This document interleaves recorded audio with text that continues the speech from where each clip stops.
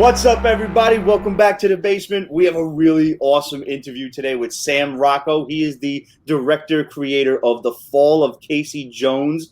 This is a fan film. Is that a correct term to use, Sam? I guess so. I mean, the goal is actually to get it made for real, but no one has the rights to it who's involved in it.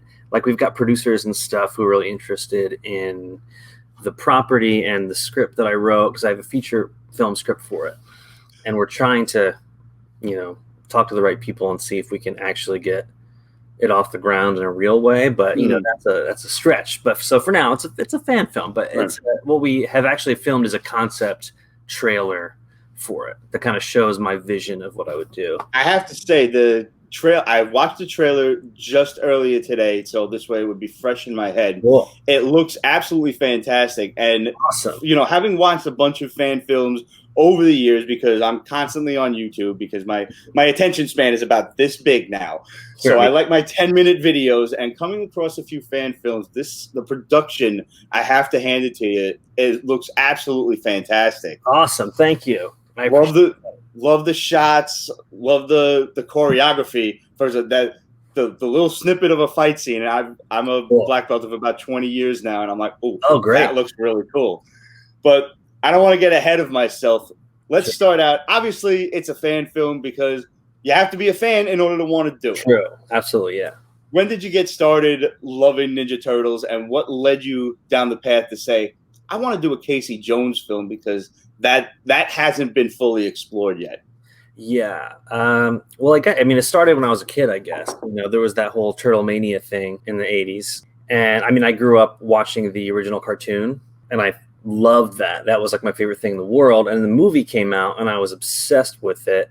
I think it was the first movie I saw in theaters, maybe. The original TMNT film in 1990, I want to say. 1990, yeah. Yeah, and I just fell in love with not just the Ninja Turtles as a property, as characters, but also storytelling in general. It took me to a place where I never thought I could go. I was engrossed in that world and those characters, and it not only fueled my love for the property, but also filmmaking in general as I got older and stuff, and wanted to do that myself.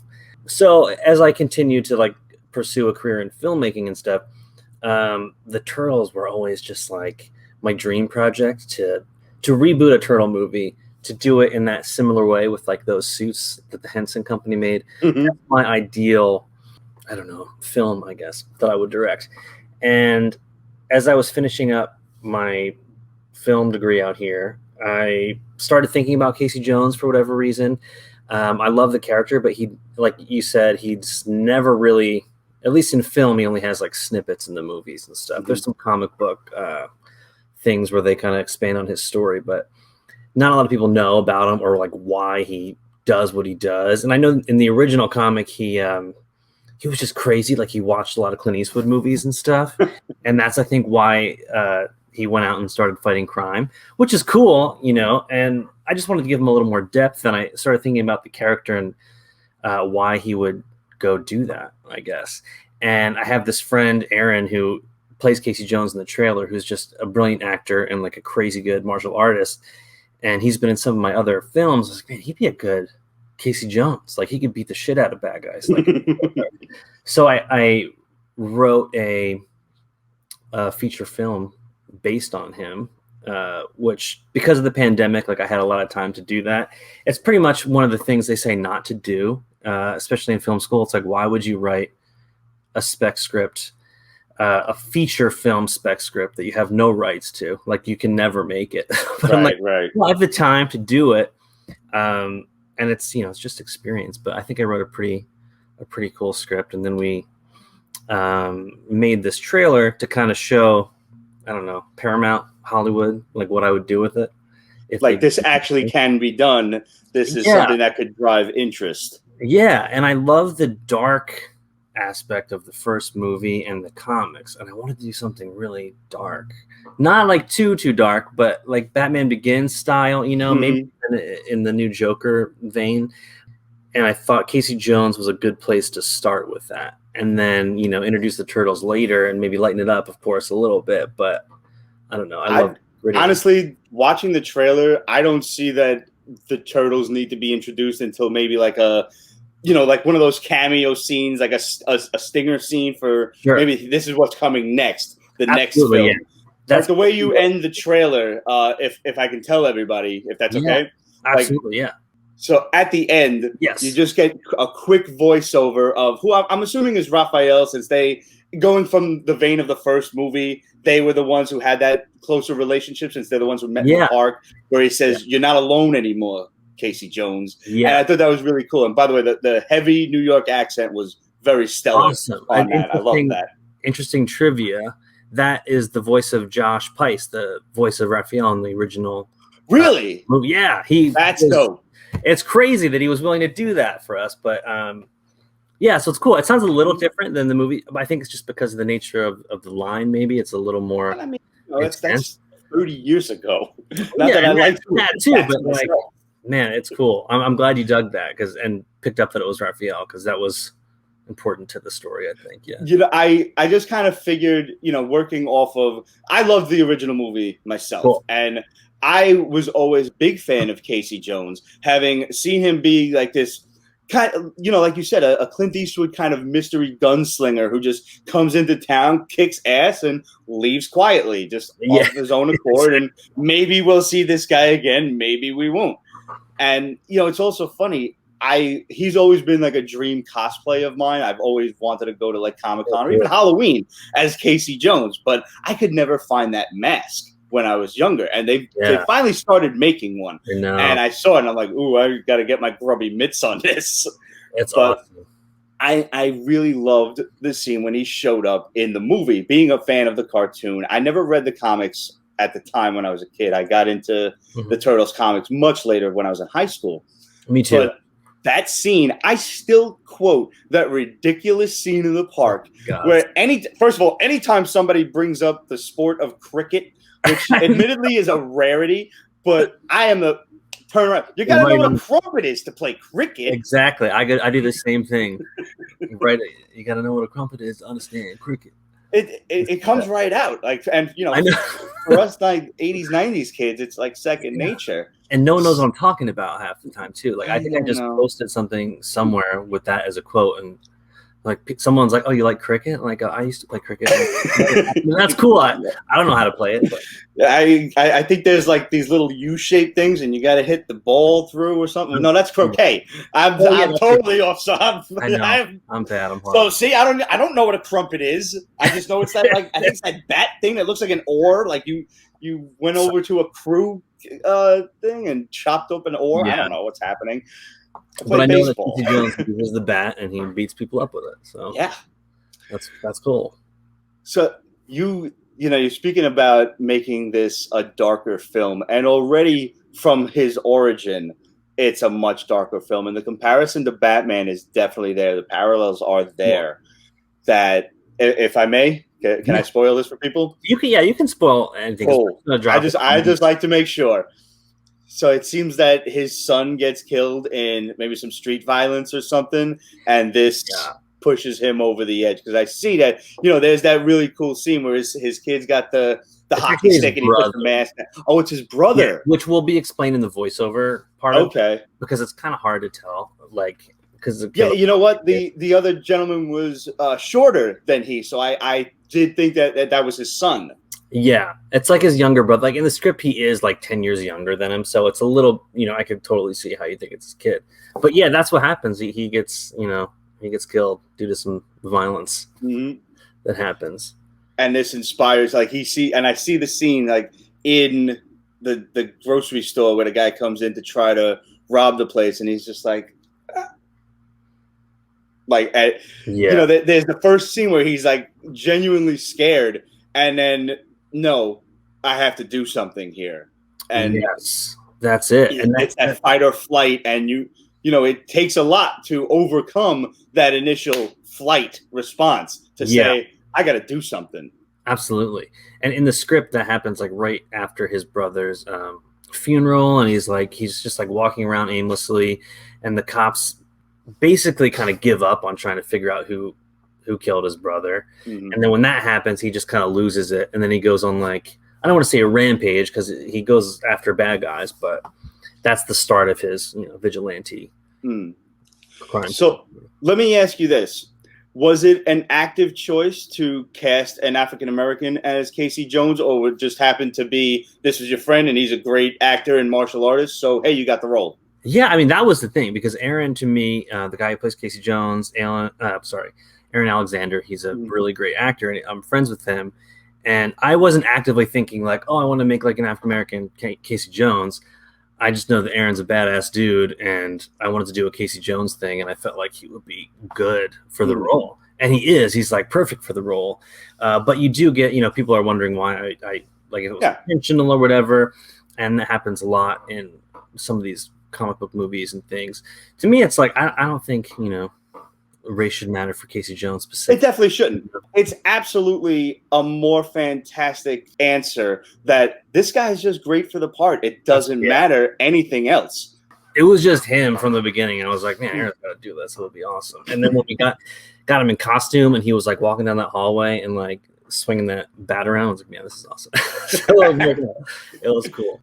So did he undergo any other sort of training, like for weapons and stuff, or did he already have it under his belt? He's already got it, which is another thing. Like, he's one of those crazy people who like he's like a stunt guy, right? He's worked in like Marvel movies and stuff, and he was just in that movie One Night in Miami. If you've seen that, he played Sonny Liston, so he got beat up in the beginning by Muhammad Ali. But so he has this martial arts background, but he's a great actor at the same time, so he can do his own stunts. And he's already trained in weapons and all kinds of stuff. So pretty much like any crazy move we'd want him to do, he could just do it. But then also deliver lines like a that's dope to cast stuntmen in an action, in a speaking and acting role, because frankly they don't get enough clout, enough play in the regular acting world. They just figure, okay, go do this flip or fall down the stairs and now move you along. And that's what's cool about Aaron, because he's basically an actor first. Yeah, who can just do all these stunts. So you don't get like not everyone's going to be that good of an actor who can do stunts, but it is awesome to be able to utilize someone who can do both. Honestly, you could tell that he was a good actor. Going back to that scene in the grocery store, there's a lot to be said for the ability to pull off a believable facial expression, because you could try to look scared, like you don't know what kind of face you're making, like when you're scared. You just So like to be able to convey that to an audience who I'm just sitting here in front of my computer watching it, and I can already read what's going on in his head from awesome. Oh shit, what do I do at this point? I can do something, but is this something that am I capable of it? Really? Do I want to do it? What can happen? There's a million things going through his head, and you see that just in his silent face. That's so good to hear. I think so too. You can tell what he's thinking, and also I don't have to The best directing is when you just cast good actors. I didn't have to tell him anything. I mean, he knew what was happening, and I was like, this guy's coming, he's robbing the place. We already talked about the character, and he just did his thing, and I knew exactly what the character was going through at that moment, and I'm glad to see that it conveyed perfectly to you. And that was with this trailer, the whole thing. Like, I have these awesome actors that somehow did this for like little to no money. So I feel like the whole cast kind of came through in that way.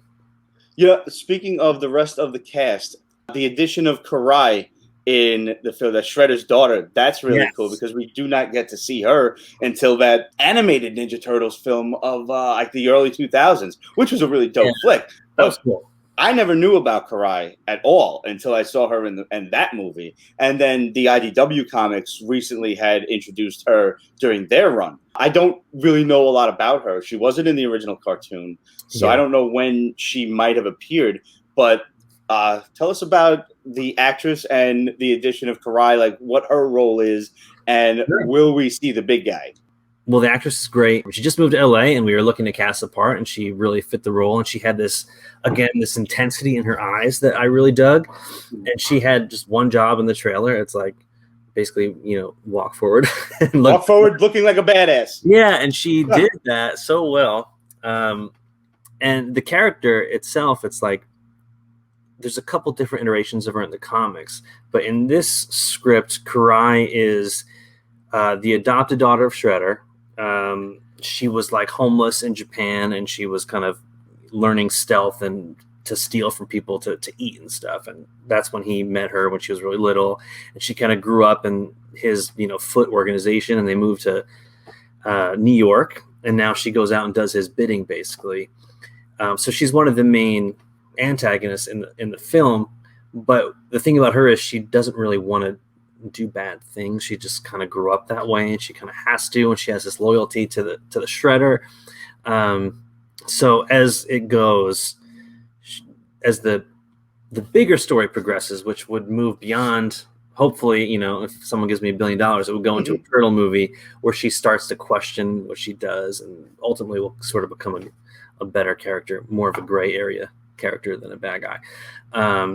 So we might actually see her question her loyalty. Yeah, to her father. That's what I would like to see. But in this movie, her main role is to go out and she's trying to find Baxter Stockman and get his. It's kind of a classic turtle story. Like Baxter's dad, who's dead in the past, created this like super serum for Shredder, and he saw that the thing didn't really work, and he like dumped it down the sewer. Blah blah blah. You know where that's gone, right? And then he died. Years go by. Shredder finds Baxter and is like, "You need to make this for me, or like I'm going to kill you, or whatever." And he figures out how to make this serum.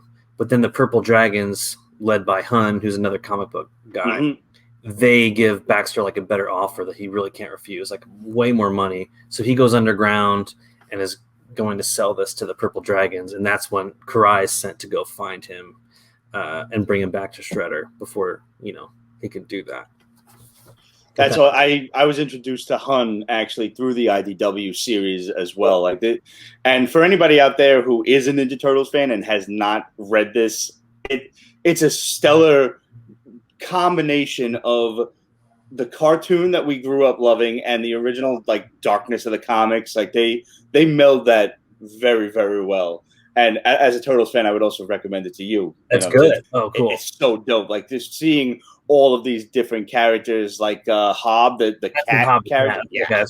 But I've always been a huge Shredder fan because, I mean, the guy just has that stellar fashion sense. Like, I like purple, first of all, and the silver and the purple and the blades. Like, God, it's so dope. Yeah. I love Shredder, too. And he shows up in, like, the post-credit scene. Mm-hmm. He would show up or something. Like, his presence is felt throughout the entire movie. Kind of like the Turtles, like their presence is felt through the movie in certain ways, but you never see them. Mm-hmm.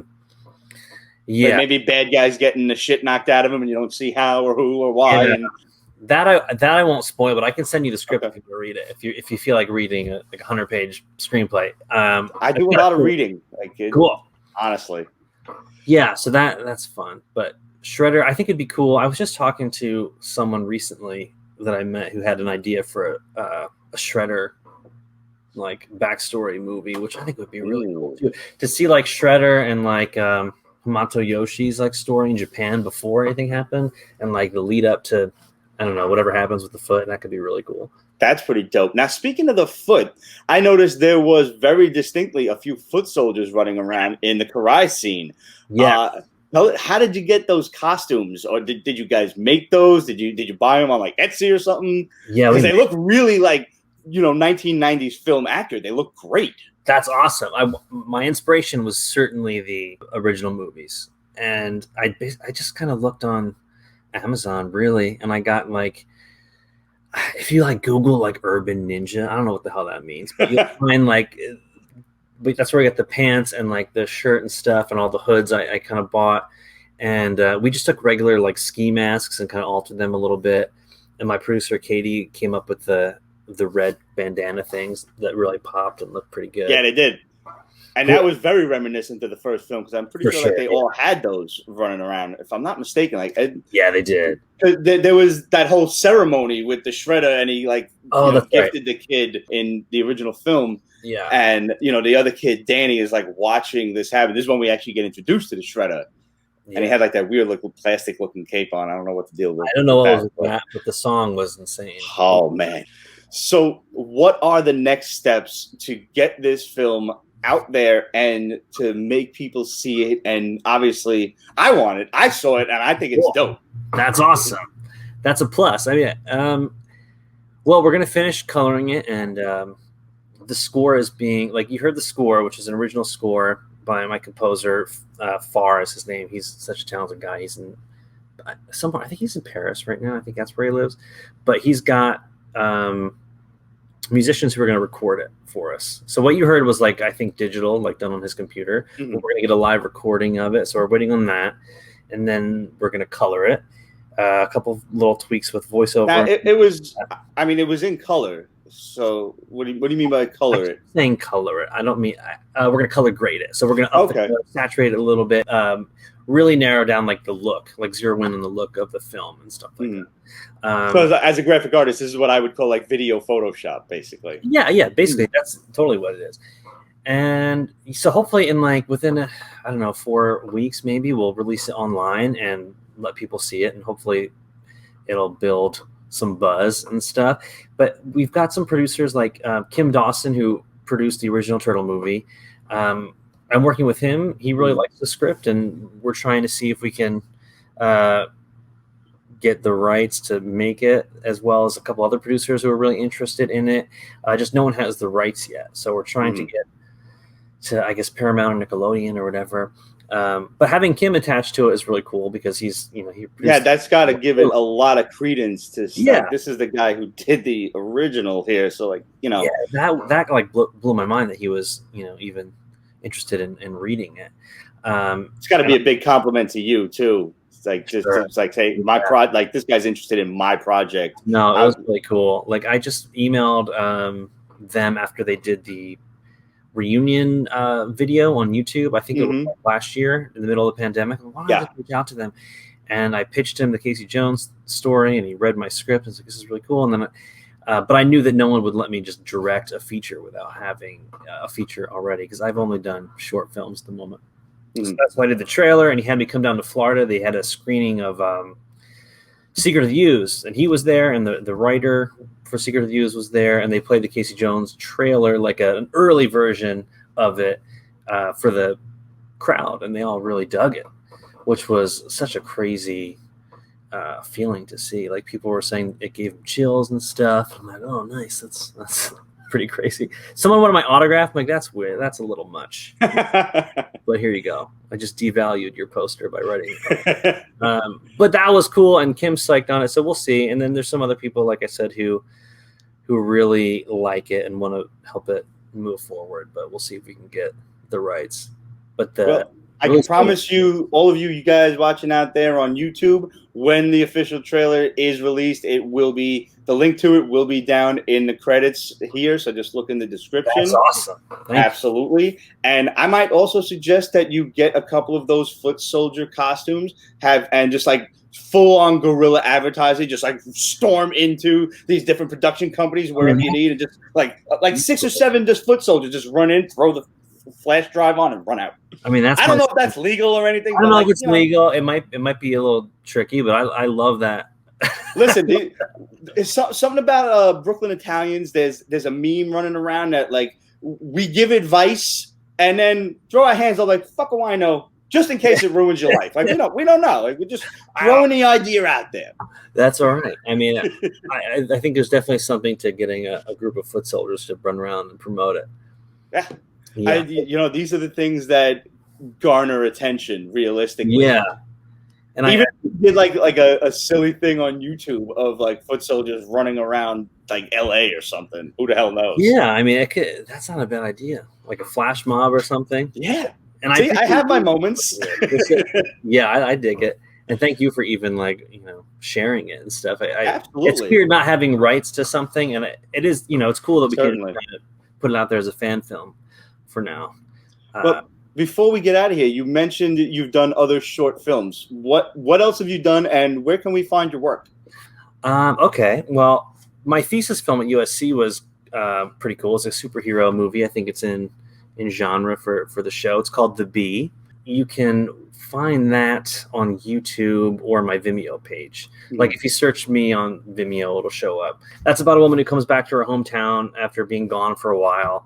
And her dad used to be a superhero, but is not alive anymore. And she feels that things have gotten so bad, she's going to take on the mantle of his superhero, the Bee, and start fighting crime. Bee like Buzz, yes. Honey? Bee? Okay, yes. Cool. So she dresses up kind of like a bee superhero. She's got wings and stuff. But she's a little insecure, a little nervous, and then she eventually kind of, I don't know, figures it out, comes into her own, and takes on. Does she have superpowers, or is this like a Batman kind of thing? Like, I'm just going to dress up like a crazy person and go out. Does it. It's like, and in the world, we tried to create our own little universe of superheroes. None of them have powers. They're all basically just like kind of weirdos that put on costumes, and some of them are better than others at actually fighting crime. And her dad was like the best, so they're big shoes to fill. That's the biggest, I guess, short I've done so far. But I've done some other things that are, flying around, and I'm working on other features and things right now that I'm writing. How can we find you on social media? And does Casey Jones, The Fall of Casey Jones, have its own social media page or anywhere? So The Fall of Casey Jones has a social media page, but there's nothing on it yet. I'm really terrible. I'm so bad at social media. But our production company, Shadow Park Pictures, has a lot of the Casey Jones content, which is just at Shadow Park Pictures at Instagram. My Instagram is at Square Bones. If you search Sam Rocco, I'll come up. Well, Sam, I wish you the best of luck, and we will definitely be following you. I encourage everybody out there in Pete's Basement Land to go and check out Square Bones and Shadow Park Pictures straight up on Instagram. It's down there for you guys. The Fall of Casey Jones is also at The Fall of Casey Jones on Instagram as well. I'll probably start adding things to that pretty soon.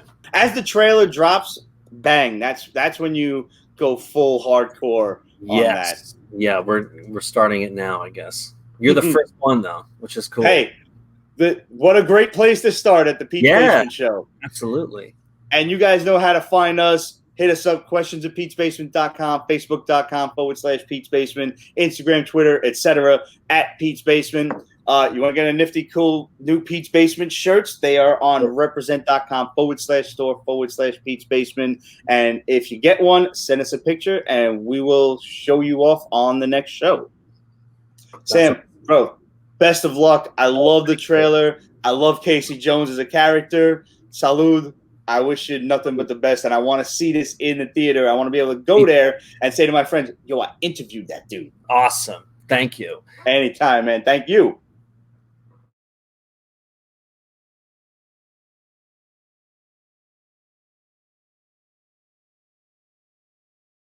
Pete's Basement is copyrighted 2020. Ripped Productions. All rights reserved, so go fuck yourself.